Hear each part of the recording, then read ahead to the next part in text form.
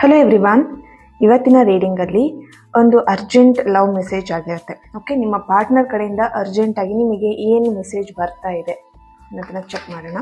ಇದನ್ನು just general reading. ನಿಮಗೆ resonate ಆದರೆ ಮಾತ್ರ ಈ ಒಂದು ರೀಡಿಂಗ್ನ ವಾಚ್ ಮಾಡಲಿಕ್ಕೆ ಕಂಟಿನ್ಯೂ ಮಾಡಿ, ಅದರ್ವೈಸ್ ಇದನ್ನು ಸ್ಕಿಪ್ ಮಾಡಿ. ಓಕೆ, 10 ಆಫ್ ವ್ಯಾಂಡ್ಸ್ ಬರ್ತಿದೆ ಆ್ಯಂಡ್ ದ ಹೆರೋಫೆಂಟ್ ಬರ್ತಾ ಇದೆ.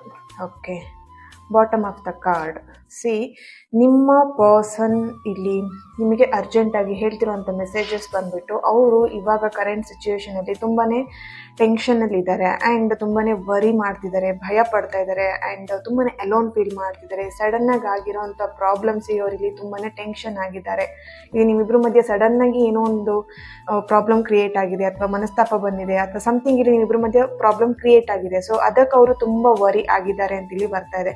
ಅವರಿಲ್ಲಿ ಅರ್ಜೆಂಟಾಗಿ ನಿಮಗೆ ಹೇಳ್ತಿರೋಂಥ ಮೆಸೇಜಸ್ ಬಂದುಬಿಟ್ಟು ಆದಷ್ಟು ಬೇಗ ಈಗ ಆಗಿರೋಂಥ ಪ್ರಾಬ್ಲಮ್ನ ನಾನು ಸರಿ ಮಾಡ್ತೀನಿ, ಸ್ವಲ್ಪ ದಿನ ನನಗೆ ಟೈಮ್ ಕೊಡು, ಟೈಮ್ ತೊಗೊಂಡು ನಾನು ನಿನಗೆ ಈಗ ಆಗಿರೋಂಥ ಸಿಚುವೇಶನ್ಗೆ ನಾನು ಕ್ಲಾರಿಟಿನ ಕೊಡ್ತೀನಿ, ಇದಕ್ಕೆ ನಾನು ಏನು ಅಂತ ಹೇಳ್ಬಿಟ್ಟು ಆನ್ಸರ್ನ ಮಾಡ್ತೀನಿ, ಯಾಕೆ ಈ ಥರ ಆಗಿದೆ ಅನ್ನೋದನ್ನು ನಾನು ಆನ್ಸರ್ ಮಾಡ್ತೀನಿ, ಸ್ವಲ್ಪ ಟೈಮ್ ಕೊಡು ಅಂತ ನಿಮಗೆ ನಿಮ್ಮ ಪರ್ಸನ್ ಹೇಳ್ತಿರೋಂಥ ಮೆಸೇಜಸ್ ಆಗಿದೆ. Okay, thank you. ಇದು ಯಾರಿಗೆಲ್ಲ ರೆಸೊನೇಟ್ ಆಯಿತು ನನಗೆ ಕಮೆಂಟ್ ಮೂಲಕ ತಿಳಿಸಿ 333 ಅಂತ ಹೇಳಿ. ಆ್ಯಂಡ್ ಯಾರಿಗೆಲ್ಲ ಪರ್ಸ್ನಲ್ ಆಗಿ ಕನ್ಸಲ್ಟೇಷನ್ಸ್ ತೊಗೊಬೇಕಂತಿದ್ದೀರಾ ನೀವು ನನ್ನನ್ನು ಕಾಂಟ್ಯಾಕ್ಟ್ ಮಾಡ್ಬೋದು. Okay, thank you. God bless you all.